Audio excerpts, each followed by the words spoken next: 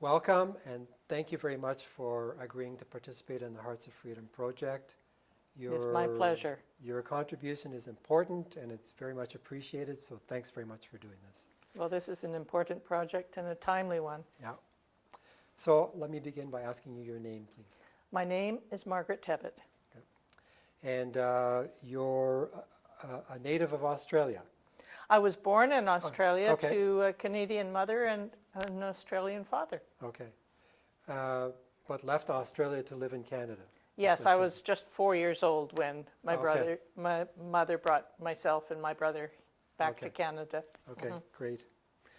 Let me begin by asking you, 40 years ago, during the Southeast Asian refugee crisis, the media talked a lot about what was going on.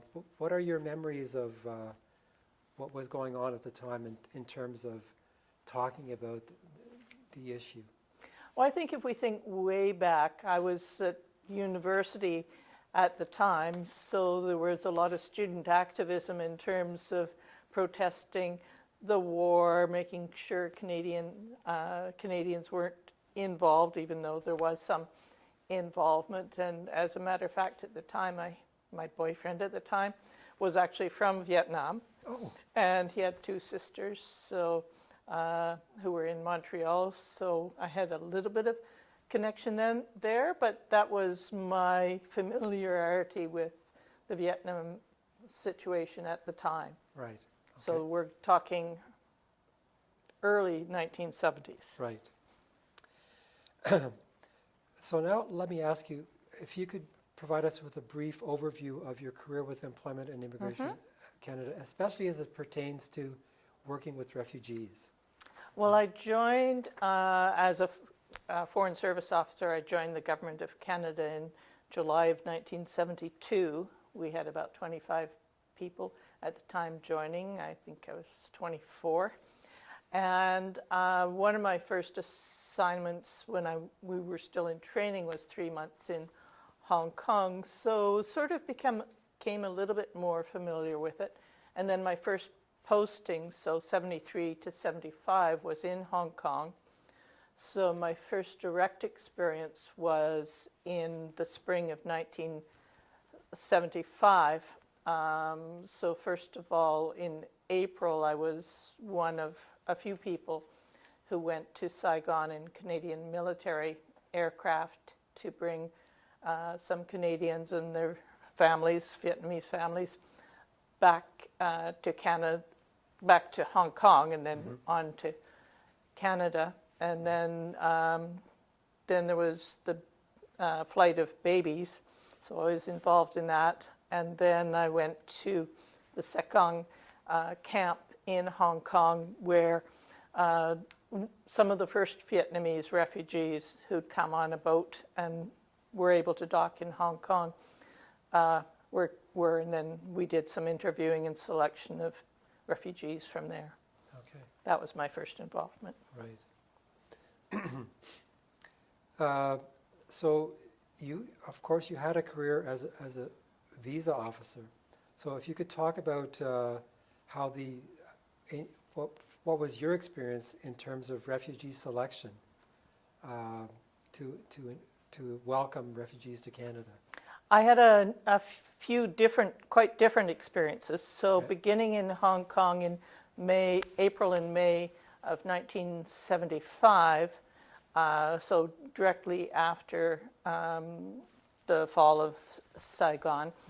And then again in the fall of 1979, I went on temporary duty and was based out of Singapore, and so went with others to refugee camps in Malaysia, so Pulau Bidong, Cherating, and then in Indonesia to Galang to select refugees, do some of the administrative work back in Singapore. And then following that, I was posted as a foreign branch liaison officer to the BC region, and so was involved in setting up the refugee liaison officer program, coordinating in terms of the settlement of refugees throughout British Columbia, working with other parties to help people become more aware of the needs, set up programs, look at where best to settle people throughout the province. Right.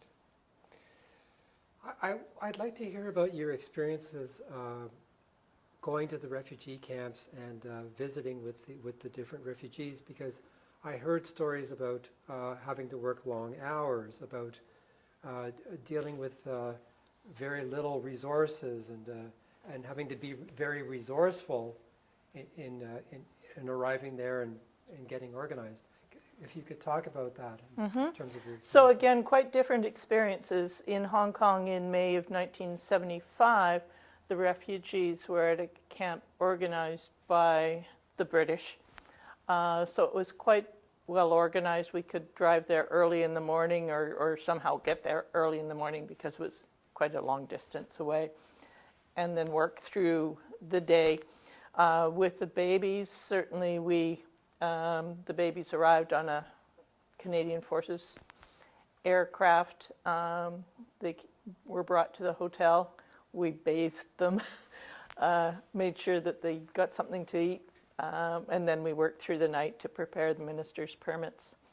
When we were working out of Singapore, the camps were quite a boat ride away from the coastline. So the Malaysian or Indonesian authorities would arrange, or somehow or other, whether it was a fishing boat or something, we would take cases of our papers, because we didn't have laptops in those days. Right. So we had multiple cases of files to take initially on a small plane and then on these fishing boats to the islands where the camps were.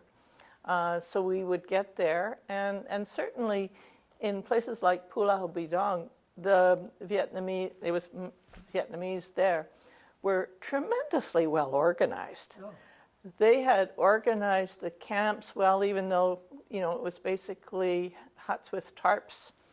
But they had organized things for us. There was an interpreter, a Vietnamese interpreter that the camp folks provided. So basically we would arrive in the morning. We had long tables set up under a tarp. And the Vietnamese and the UNHCR had organized so people would come for their interviews. The interviews were very efficient, very quick, because we didn't have much time. So we did what we needed to do and make a determination. So we would start early in the morning and work right through until quite late in the evening. A couple of the times that I was there, we would, at the end of the day, we would basically get something to eat, give ourselves a bit of a wash from a tub of water, and then sleep on the table. Okay. Yeah, and then hopefully a day or two later, take a fishing boat back Right. to wherever we were staying. So the selection of the refugees, as you said, required a lot of paperwork, because as you say, you weren't working with computers in those days. No. So you had to No, but prepare files. Well, we made it as efficient. There was a lot of work done to reduce the amount of paper. What are the key elements that we need to figure out Right. here? Okay. Make sure we've got all the family names included. Make sure we've asked enough questions, but not too many, to figure out, can this family settle in Canada? Right. And more often than not, when you were interacting with the refugees, did you need the services of interpreters more often than not, or? It really depended. For the Hong Kong group, a lot of the folks spoke either English or French. Okay. By 1979, it was often we needed the interpreter more. Right. More of the folks were not as well educated as the first group had been, And a lot of the really well-educated people were involved in organizing the camp, providing medical services, providing a radio system. So there were organizations and providing bakeries. Right. Okay. And on the question of the refugee camps themselves, should I assume that you would have had opportunities to visit them? Well, not... I mean, to go in the refugee camps and look around? Well, that's where the interviews were. Right, okay. I mean, you got off the boat, you went up the dock, you were in the Right. refugee camp because these islands were just refugee camps. Okay. That's all. So you went and you went to wherever the tables were Right, with the tarp covering it. right, You stayed in the camp overnight. okay. Yeah. So my question then is, what was your impression of the refugee camps? Well, it was really hard for the people who Yeah. were living there. They were stuck on an island. There was no way of getting in and out. There was no way to get resources other than what was provided through UNHCR or the Malaysian or Indonesian governments. So it was tough living, but the people who'd managed to survive crossing in the boats, who hadn't been hurt by pirates, for example, or the boat hadn't capsized and people drowned, were survivors. And so in most cases, people were able to handle things. So I really admired the fact that people had got themselves so well organized and had set up a community. I had just come from a posting in Haiti, so I was used to seeing people live in impoverished situations, so that was really not a surprise, but it was good to see how well people had organized themselves. Right. Yeah. And when you were doing the selection of the refugees in the refugee camps, were you accompanied by health officials as well? No, the medical assessments were done later. Okay. We would do this selection process initially, and those people who were accepted through the selection process were later assessed from a medical point of view.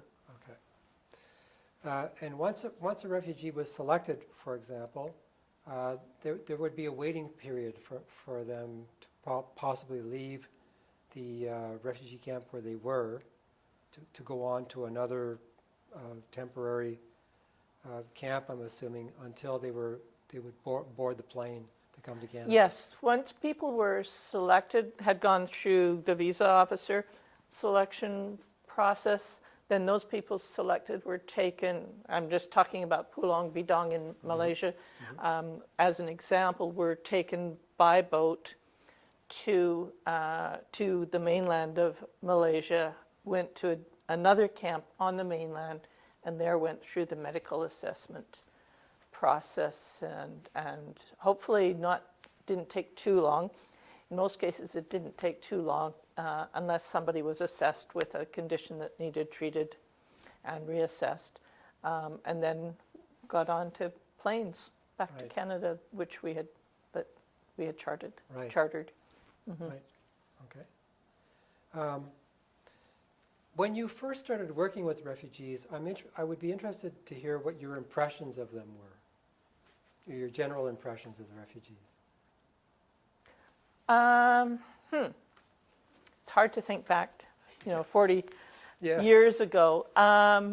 In most cases, I was impressed by how well they had survived really daunting experiences. There were only one or two cases I can remember where I had to really say, no, this person is not ready due to their experiences to be accepted to Canada. But I can remember a family of 4 adolescent girls who had come on their own.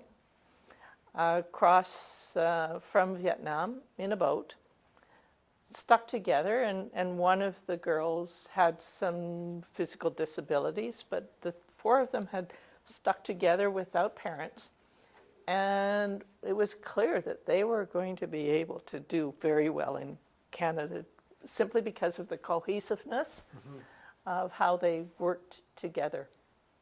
Right. In some cases, there were single young men, perhaps 16 to 20 years old, and that's where we had to pay a little bit more attention. Think about what had they been doing before they left Vietnam, because we knew that there had been a history. So some of them did very well, some of them perhaps not so well. Right. Needed to wait a little while. Right. Okay. Do you recall any other families or any other individuals? Was there anyone that stood out to you that you thought was an interesting individual to invite to Canada? I remember in Pulau Bidong there was another family, and I think it was a couple, and that couple were to be scheduled for an interview, and lo and behold, the woman had just given birth. Oh. But they made sure that they came, they were interviewed, and they were accepted. But Okay. you can see the strength of people. Yeah. I mean, we would have gone to wherever their tent was to interview them, but they had made the decision already. Okay. Yeah. And can you talk about? I'm assuming that you would have worked, I don't know, in cooperation with immigration representatives from other nations, because I understand Australia would have come to recruit refugees, the United States, France. Do you recall working with those individuals? To the most extent, the work I was doing personally was basically going and doing the interviews, and then back at the Canadian High Commission in Singapore, getting the paperwork ready, making sure all the documents were ready so that people could get on the charter planes. Other people, the officer in charge, for example, did a lot of liaison work with the UN High Commission for Refugee representatives, the Australians, the Americans, etc. Right. So that was more other people's roles. Okay. Can you elaborate on your working with the UNHCR? Well, the UNHCR did a lot of the work in terms of ensuring some of the documentation, because they had been responsible in the camps. Right. Were ready. Okay. Great. So you mentioned that you had worked in Hong Kong and Malaysia, Singapore, and the other refugee camps. Yeah, the Galang out of Indonesia. Right. Would it be my impression that most of the refugees that you worked with were Vietnamese? In the camps that I went to, they were mostly Vietnamese. Okay. Yeah. Did you encounter Cambodians or Laotians at any time? No, I didn't. Most of the people from Cambodia and Laos would have been in camps in Thailand. Okay. I see. Okay. Just in terms of the geography of the area. Yeah, of course. Okay. And at one point, there was, I recall in the book, Running on Empty, there's information about the promise of visa letters. Could you talk a little bit about what that was all about? Yeah, when I was in Hong Kong in 1975, at the time we were, initially telexes were going from Canada to the embassy in Kuala Lumpur with information on sponsorships or family members in Canada who had family members that they wanted to sponsor to come. Well, Kuala Lumpur was a fairly small post, so they started having them come to Hong Kong. Well, there was no way we could contact the people. It was just impossible given the situation. So Charles Rogers, who was the officer in charge in Hong Kong at the time, came up with this idea of a promise of visa letter, something quite simple, naming the people, saying if you can present yourself, it was just one page, present yourself, this is a promise that you will get a visa to Canada. So the telexes were coming in, I think there were 3,500 of them or something, I don't remember exactly. So at the time I had area responsibilities, so Charles asked me to, and other people were involved, on Cameron and others, to get all our locally engaged immigration staff who were fantastic. So we got people together, we worked, I don't know, a few days, quite very long days, and people got them typed up. Okay. Yeah, took the telexes and got them typed up, made sure they were signed, and then when the military planes, our Canadian Forces planes, went to Saigon in April, we took the bags with all these letters and got them into the Vietnamese mail and sent them out. Okay. So to go back on your visits to the refugee camps for a moment, if you could describe a typical day, and what I'm interested in knowing is when you were going off to a refugee camp, were you always accompanied by other visa officers, or did you do it by yourself? Okay. No, there was always a team of us that would go, probably anywhere from 3 to 5 of us generally. So there would be the Canadian immigration officers, 2 or 3 of us, usually a Quebec immigration officer, like I remember going with Florent Fortin, for example.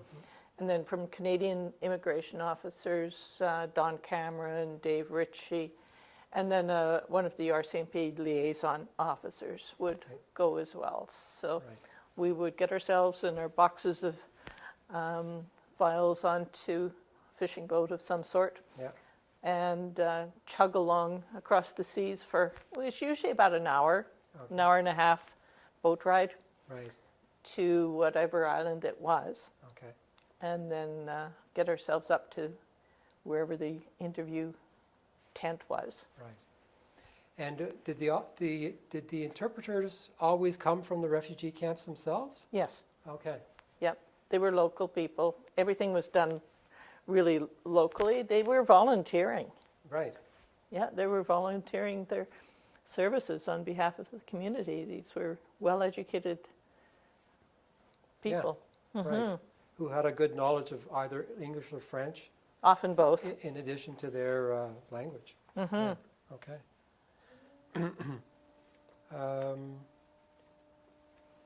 One thing I remember about at the end of the day, at the end of our session of interviewing, coming back, one time coming back from Pulau Bidong, we were coming back on whatever our boat was, and at the same time there was another fishing boat really loaded with people who had been accepted to go to Canada.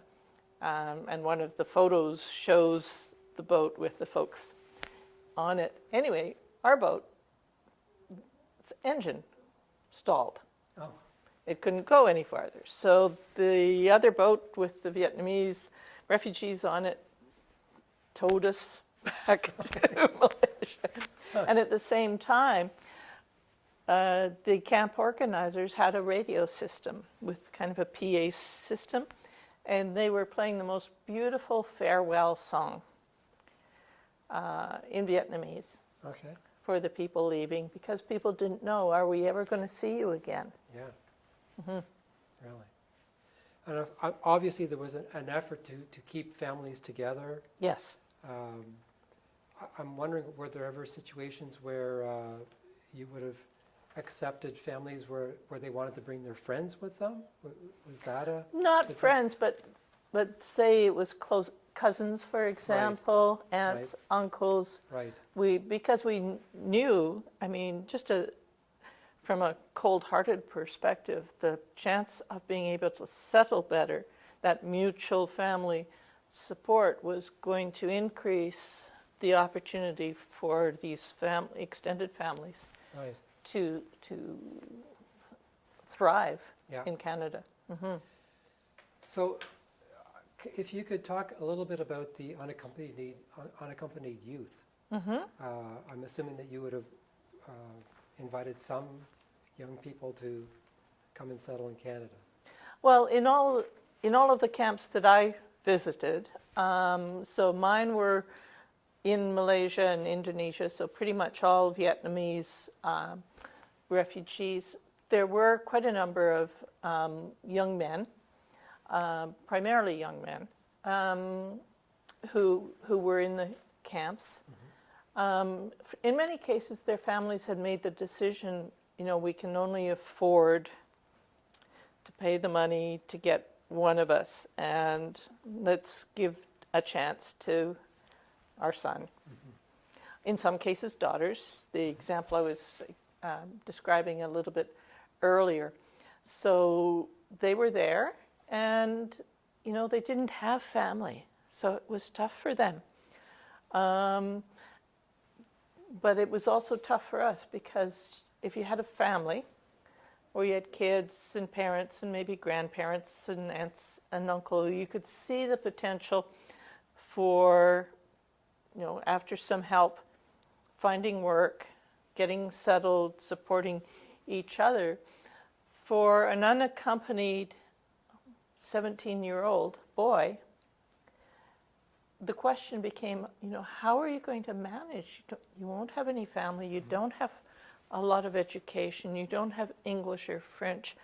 How are you going to settle? And were you involved in some gang activities back in Vietnam or even in the camps? So we did accept some, but it was, there were other questions we had to ask to make that determination.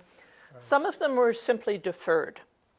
That is, they were asked to wait longer while we took the families, the ones who would have an easier time settling in Canada. But over a period of time, sometimes years, quite a number of them were also accepted. Right. Some other countries had programs, and they did accept some as well. Okay. Great. And the activity of bringing babies to Canada, could you talk a little bit more about how that came about, and did they do that more often than once, or what was the experience like? It happened in April of 1975, okay. and it was very limited. Okay. It was some orphans that a couple of Canadian sisters and plus another woman had been taken care of as orphans. Often children who were orphans who were the offspring of American soldiers and Vietnamese mothers. Anyway, during April of 1975, when it was clear things were deteriorating, there was one flight of these babies, toddlers, that was to take off from Saigon and go to the States. Unfortunately, it crashed. Quite a number of the babies were killed. Later on, it was all within the same 2 or 3 weeks. A number of the babies who were being taken care of by these Canadian women were brought back on the Hercules that went from Canadian Hercules that went down to Saigon. And if I remember correctly, there were 2 flights.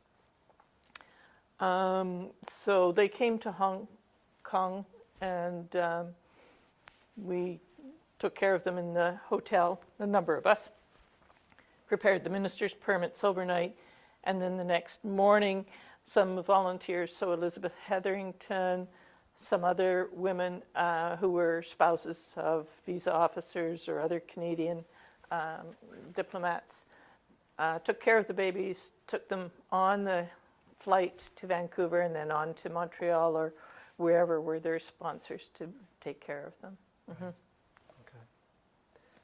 Okay.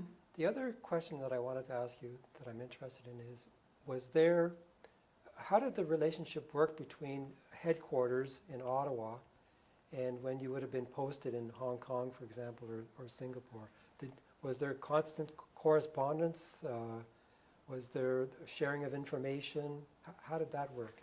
Well, there was constant correspondence, but again, this is pre-computer, pre-internet days, and a big time difference. Yeah. Certainly the officer in charge would be in correspondence with headquarters, but there was also an expectation that we would solve problems on the ground. We'd been trained for that. We were expected to do that. And if you're in Kuala Terengganu on the east coast of Malaysia waiting to go to Pulau Bidong, you're not going to be communicating with Ottawa. Right. Yeah. Exactly. Okay. Did you ever meet any of the individuals that were responsible for the airplanes that were coming to pick up the refugees? And I ask you that question in the sense that we interviewed a couple of stewardesses who told us stories about what it was like to be responsible for flying the refugees back and forth. Did you ever have any contact with them? Or? Personally, I didn't have contact with them. Okay. I had contact with the Canadian Forces pilots who flew the Hercules from Hong Kong to Saigon in April '75. Right. So flying into Saigon in April '75, you could see the bomb craters around the airport. Yeah. Okay. Interesting. Okay, so this brings me to if you could share your knowledge about the settlement experience in Canada, because I understand that you were involved with that at some point.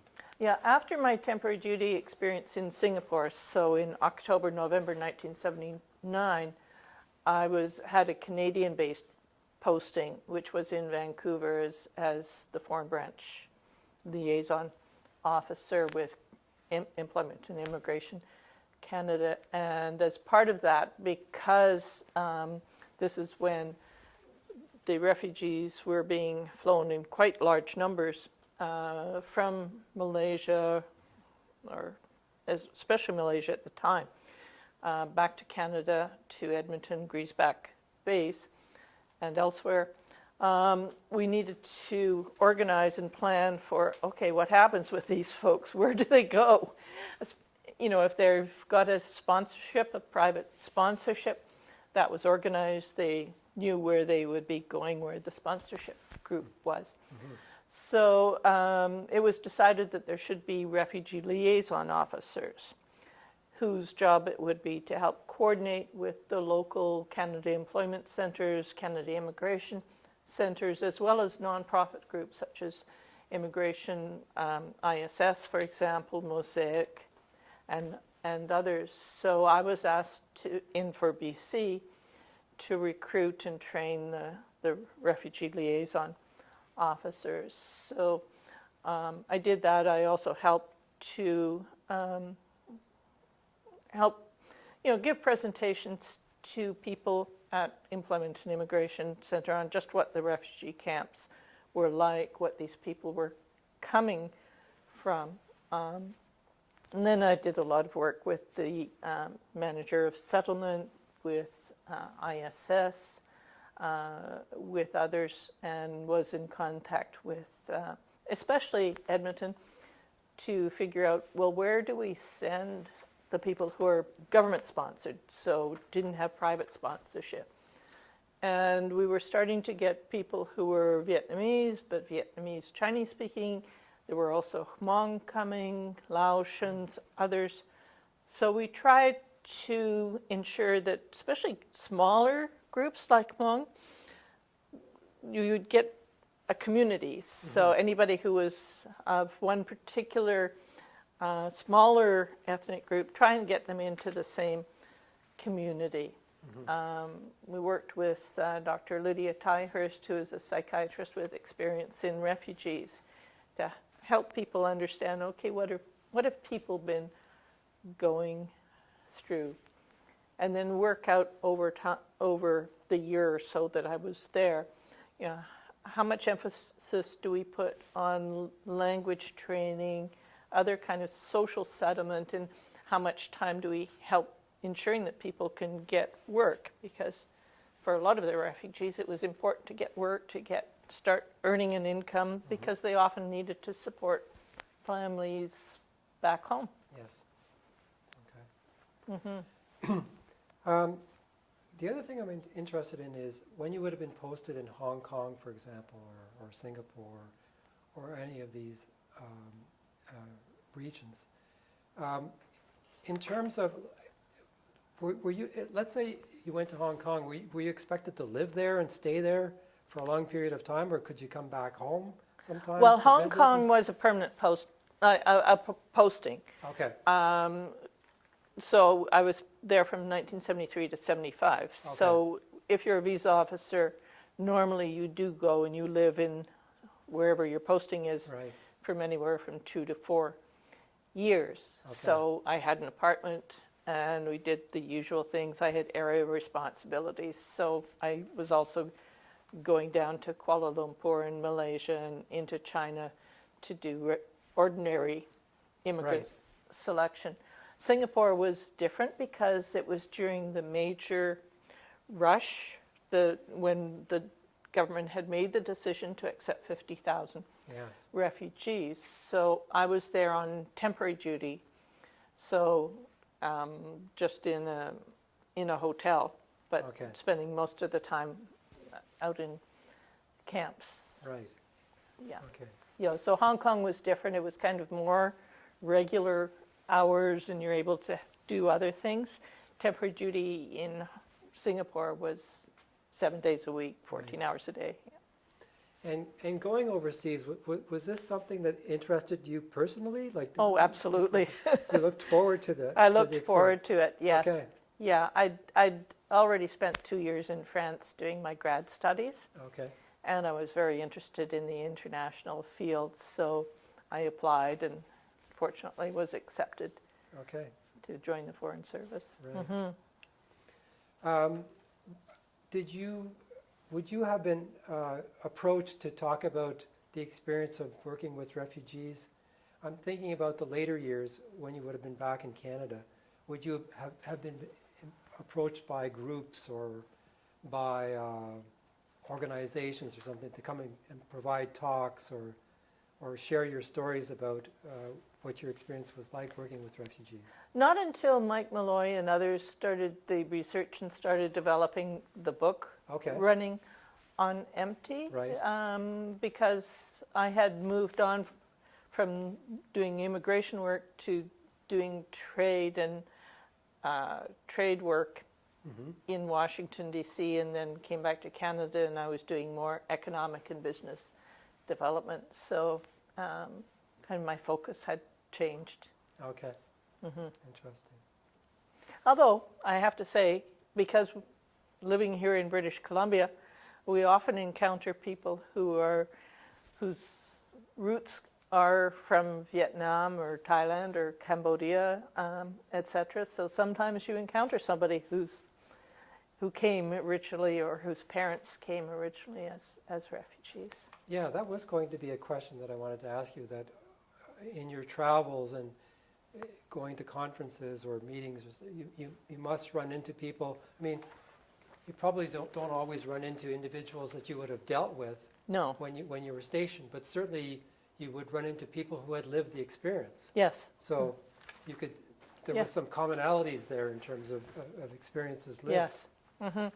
Or sometimes it's their parents who have, and you can see the success of some of these, the children of people who were refugees, and that just speaks to, the resilience of the parents who perhaps left very nice lives in Vietnam, but they knew they needed to leave for their children, and they made the sacrifices so their children could have a life here, get the education they needed, and really have become an important aspect of Canadian community. Yeah, of the multicultural society we live in.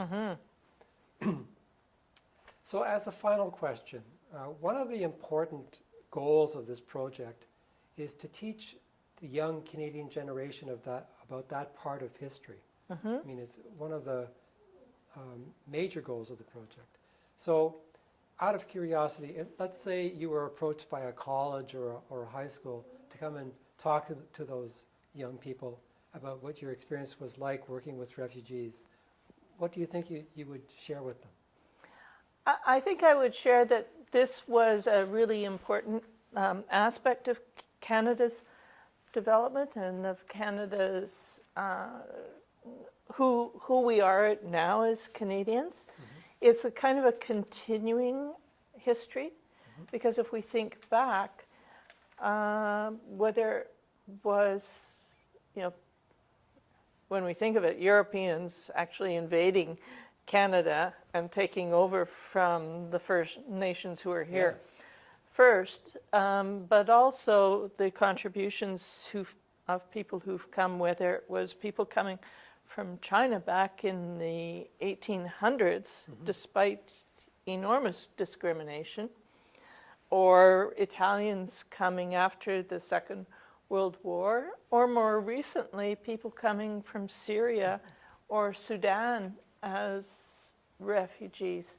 And we can see, based on, with 40, 50 years of hindsight, that with a lot of work and goodwill and community support, people can come and can make our society a lot richer. Yeah.